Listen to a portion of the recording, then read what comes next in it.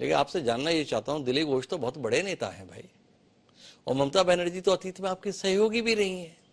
उनके संघर्ष के संदर्भ में तो आप लोग मुरीद रहे, एक समय में ममता बनर्जी की बड़ी सराहना करते थे। उन ममता बनर्जी का पिता कौन है ये दिलीप घोष जानना चाहते हैं। उसके संदर्भ में रेखा शर्मा महिला आयोग की अध्यक्ष कुछ नहीं बोली, पार्टी के और नेताओं ने जुबान नहीं खोली, उस भारतीय जनता पार्टी के नेताओं ने कुछ नहीं कहा जिस भारतीय जनता पार्टी के संदर्भ में यह भरोसा रहा है कि भारतीय सभ्यता, भारतीय संस्कृति, भारतीय संस्कार को अगर कोई पार्टी वस्तुतः तवज्जो देती है, तरजीह देती है, मान्यता देती है, तो उसका नाम भारतीय जनता पार्टी है।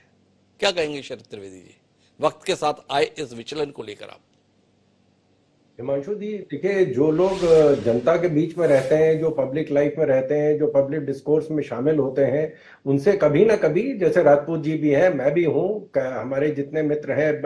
जो प्रवक्ता हैं, वो सभी कहीं ना कहीं, कभी ना कभी, कोई ना कोई इस तरह की गलती कर देते हैं, जो क्योंकि हम लोग पब्लिक में बोल रहे हैं तो कोई रीटेक नहीं होता है कि नहीं साहब आप सोच के बोलेंगे, आप लिख के लाएंगे, क्योंकि ज्यादातर भाषण लिख के नहीं लाए जाते हैं, वो एक्सटेम्पोर बोला जाता है। आप आए, खड़े हुए, आपने बोलना शुरू कर दिया, तो उसमें कई बार ऐसी चीजें मुंह से निकल जाती हैं जो अशोभनीय है, नहीं होनी चाहिए। ये एक अलग चीज है। लेकिन एक चीज होती है जिसको कहते हैं सीरियल ऑफेंडर, कि साहब आपने, आपकी एक आदत पड़ चुकी है, एक आदतन आप इस तरह की घटनाओं को अंजाम दे रहे हैं कि नहीं साहब हमको तो बोलना ही है, क्योंकि हमको जनता के बीच में रहना, हमको पब्लिसिटी चाहिए, हमको इंस्टेंट नेता बनना है। तो उसमें इस तरह की भाषा तो बड़ी आम सी चीज बिल्कुल हो गई कि नहीं हमको तो बोलना ही बोलना है, जब हम पब्लिक के बीच में जाएंगे तो ऐसे ही बोलेंगे। आप देखें जिस तरह की भाषा का प्रयोग माननीय मोदी जी के लिए किया गया है, मतलब सीधे तौर पे गालियां दी गई हैं, एनाकोंडा है, नीच आदमी है,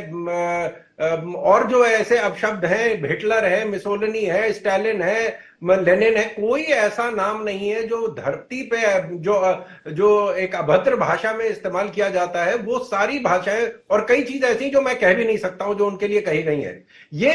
हैबिचुअल ऑफेंस है, इसमें कि नहीं साहब हमको तो यही करना है,